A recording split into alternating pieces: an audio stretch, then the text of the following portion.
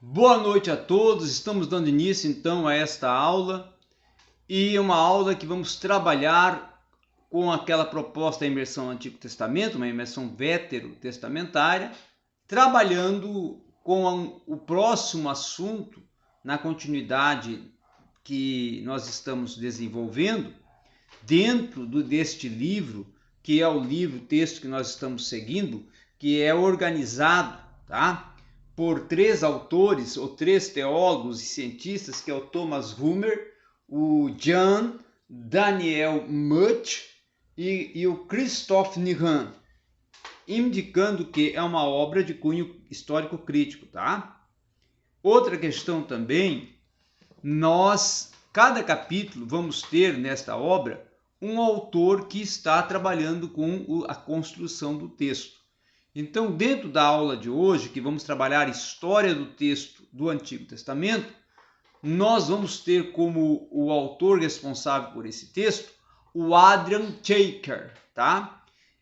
Quando é trabalhado questões justamente de âmbito histórico do texto do Antigo Testamento, primeiro que temos que pensar que o autor, e claro que toda a história vai propor, a partir da descoberta do corpus escritos dentro das cavernas de Qumran, na estrutura geográfica do Mar Morto, tá?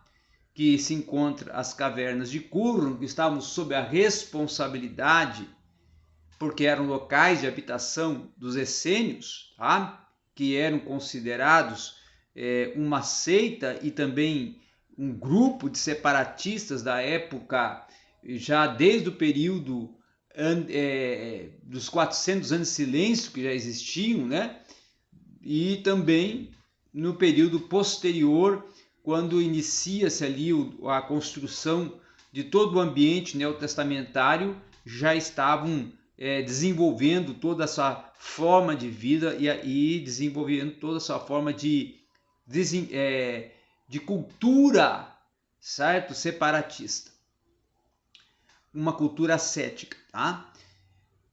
Uma outra questão também importante falar de que esses corpos escritos vão chegar à mão dos que vão trabalhar com a tradução, dos rabinos que vão trabalhar com a tradução, eles vão chegar totalmente dentro da linguagem, da aplicação gramatical e da sincronia histórica, cronológica, proposta pelos seus autores, ou os autores sagrados, os hagiógrafos, tá? Então, a organização textual, para poder dar um sentido histórico, normativo e canônico, começa a partir, tá, do século I depois de Cristo ao segundo ali, que é o momento, vamos dizer, ímpar, tá, para a construção deste material, tá? Agora, a história do texto e também da sua crítica textual, primeiro nós temos que dizer que essa história tem a sua origem, o seu gênese, a partir do momento que o corpus escrito, texto, ele é editado. Ele é, no caso, não alterado, ele é editado, que seria uma forma de estar trabalhando com ele, adequando e adaptando dentro da proposta que está desenvolvida historicamente pelo próprio texto e pelo próprio autor do texto. Tá? Então, o escrito não vai ter modificações particulares, como está aqui citando o autor desse capítulo. Claro que vai haver um momento que vai precisar fazer uma adaptação textual no aspecto gramatical e de coesão, mas isso não quer dizer que vai haver uma modificação ao ponto de o texto ser alterado, tá? Outros sim, quando a crítica textual do Antigo Testamento ela vai determinar a cronologia entre as lições, que são lições concorrentes, são lições atestadas por testemunhas textuais, vai ser justamente com a proposta, com o objetivo, o intuito de distinguir essa lição e vir a descobrir as suas variantes, que são aquelas expressões, tanto vocálicas como verbais, que precisam de ser modificadas no aspecto de uma expressão mais adequada para a proposta que o autor tem dentro da sua comunicação. Então, claro, aí surgem as variantes textuais, ou seja, palavras que surgem ali justamente com essa modificação em alguns momentos, tá? Para questões estritamente gramaticais, tá? É bom mencionar que é para questões estritamente gramaticais. Então, os primeiros escritos que são publicados vão ser aqueles que são alguns oráculos dos profetas ou que fazem parte do Nebeim, tá? Que é justamente alguns oráculos que foram conservados em meio a todas as perseguições e adversidades que os profetas tiveram, os autores, profetas canônicos nesse caso. Alguns textos que fazem parte da normatividade Torá e da narrativa histórica, porque aí são narrativas documentais de acontecimentos e fatos da monarquia, como também da própria transitoriedade histórica do povo, que seriam, no caso, textos e partes das coleções que compõem os livros do Ketubim, ou seja, os livros de cunho histórico, tá? Outros sim também que essa canonização que seria, como o autor até coloca, aonde surgem as edições revisadas, aonde surge a canonização da fixação dos textos, é um processo em que, primeiramente, os escritos vão se tornar oficializados como propriedade pública de uma comunidade religiosa, o que implica que eles vão ser regularizados enquanto cânon, para poderem até serem publicados, editados e trabalhados em cima deles, para oficializar e tornar-se cânon. Outro sim também é que preciso ter uma distinção de que o cânon de um lado e a fixação definitiva do texto. O que vem a ser o cânon e qual que vem a ser a fixação do texto? Claro que o cânon é todo o conjunto dos escritos sagrados, os que foram autenticados a partir do ato do Concílio de Jâmia, se torna cânon, oficializado. Mas o texto, nesse momento, que ainda o cânon está totalmente oficializado, ele faz parte daquele conjunto em que vai sofrer uma adaptação, pode sim sofrer uma adaptação dentro de um livro canônico que pode ser modificado em alguma questão gramatical, de coesão fraseal e de alguns fluxos gramaticais. Então, a comunidade judaica, que ela vai se situar, nesse caso, no período do século II e do século I a.C., tá?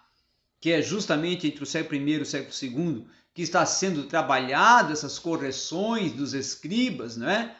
Que o autor até coloca ali o Ticonesoferim, né? No hebraico, que é justamente o momento em que os pontos textuais importantes, como Deuteronômio e algumas questões, como ali o autor coloca, em que filhos de Deus, uma expressão, filho de Deus, é corrigido por filho de Israel para ficar adequado à proposta histórica do povo israelita, tá? Outra questão também, uma edição da Torá, que vai provavelmente ser trabalhada aí até lá o século III a.C., porque é preciso fazer uma distinção entre o Pentateuco judaico e o Pentateuco samaritano, considerando o Pentateuco samaritano um livro pseudopígrafo, que se torna, claro, apócrifo, não canônico, e o canônico sendo o Pentateuco que compõe a Torá, o judaico. Então, outra prova também da existência de edições que se tornam autorizadas vai ser o texto da Septuaginta, não é? Esse é o primeiro a ser oficializado, que é todo narrado a sua formação e a sua proposta de como surge esse texto a partir da carta de Aristeia, que é o responsável pela organização e administração da Biblioteca de Antioquia durante o período em que o Ptolomeu Soter Filadélfio está como imperador, tá? Outro sim também é importante ser considerado que esse é o momento da Septuaginta, é o momento para poder traduzir para o grego o texto que está em hebraico e aramaico. E os tradutores que são considerados exemplares, tá? São aqueles da primeira metade do século III depois de Cristo, que vão trabalhar com essa proposta e vão ser aqueles que vão fazer a redação dessa tradução da Septuaginta. Certo? Outro sim também que nós devemos acrescentar é concernente à pluralidade e as formas textuais bíblicas, tá? As quais é preciso ser feita toda uma distinção dessa composição literária dos livros bíblicos e dessa edição, que é edições sucessivas que surgem e que começam a edição a ser feito ali a edição da Bíblia hebraica e depois, na sequência, a edição da samaritana, para ficar, então, 2 volumes distintos, tá? A Septuaginta, claro, o que é a oficializada, ela vai ser, então, a valorizada e a observada. Já os manuscritos do Mar Morto, que vão compor a Septuaginta, vão determinar algumas edições posteriores que vão surgir, tá? E a partir do texto da Septuaginta é que vai surgir as traduções e versões posteriores, tá? Então, a história textual, ela vai implicar a partir dessa história literária também, que corre em paralelo. Então, a publicação de uma nova edição dos livros canônicos vai acarretar, claro, mudanças textuais, que vão ser mudanças para justamente adequar algumas questões do texto dentro de uma procedência de organização textual, tá? Então a história do texto vai situar justamente uma relação de um texto com o outro e de um autor com o outro e de um livro com o outro a partir das datas respectivas de cada um dos textos, tá? Quando entramos na página 55, lá na parte 6, o texto proto-massorrético, então é justamente um texto que já é trabalhado lá por volta do fim do século I depois de Cristo, o proto-massorrético, que é justamente um texto hebraico, consonântico e particular, que é adotado como único texto autorizado na comunidade judaica. Então, com exceção dessa comunidade samaritana, é justamente esse texto, um manuscrito individual, que vai ter uma qualidade de excelência e que vai ser observado. O texto massorrético, ele já vai se tornar um texto hebraico que vai comportar consonantes, sinais de pontuação, cantilação, e até vogais, divisões em alínea, seções e livros, notas textuais resumidas, e algumas divisões dentro do texto bíblico em parágrafos e seções e livros que não foram de forma alguma unificadas e que vão remontar dentro de um contexto histórico a um momento determinado. Então esses acentos vão ser os mais antigos que as vogais, a notação de acentos das vogais vão remontar dentro do período entre o século 6 e 9 depois de Cristo, aonde vai ser feita uma distinção dentro de um sistema babilônico mais antigo, dentro da terra de Israel, e um sistema inclusive tiberiano, aonde vai ser feita algumas transcrições gregas e latinas dos termos e nomes hebraicos da antiguidade. Tá? As notas, inclusive massorréticas, que são notas destinadas a proteger contra algumas alterações que o texto é considerado correto dentro do seu desenvolvimento histórico e da sua grande complexidade. Outros sim também, que dentro dessa grande complexidade que ocorre, existe toda uma questão que precisa ser pensada, que é esses registros dentro de lições secundárias, que vão ser rejeitadas e vão se tornar mais tarde algumas variantes, tá? Lições, inclusive, são chamadas na frente como Ketib e Sebit, tá? Então, dentro dessa proposta é que é preciso fazer toda uma observância, tá? Outros sim também, a crítica textual do texto massorrético é a primeira tarefa da crítica textual da Bíblia hebraica. É justamente esse estabelecimento do texto massorrético tiberiano que vão se tornar o texto que vai, na verdade, ser o acrescentar, tá? De consoantes, acentos, vogais e divisões e a própria massora, tá? Que seria mudanças de organização normativa conforme legislação, lei, tá? Então, o maior gotejo de manuscritos hebraicos, que é o de Benjamin Kennicott, tá? Ele vai vir em 2 volumes, tá? Mas ele também não vai se limitar às consoantes, tá?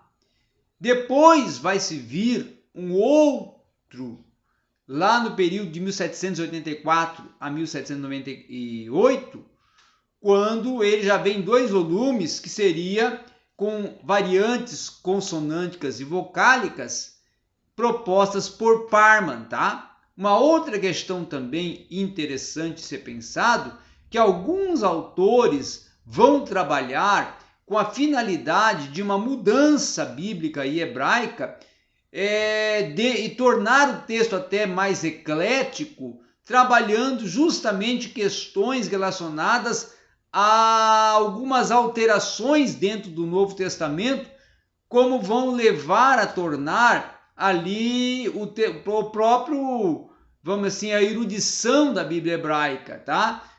A partir da proposta de uma modificação de algumas questões. Então, a natureza dessas testemunhas textuais, ela vai se tornar diferente e vai ter alguma mudança que é preciso ser totalmente repensada. Então, a renúncia mais tarde, provisória, de um estabelecimento de um texto crítico eclético do Antigo Testamento e a escolha dessa edição crítica vai propor, então, um texto considerado o texto massorrético tiberitano, tá?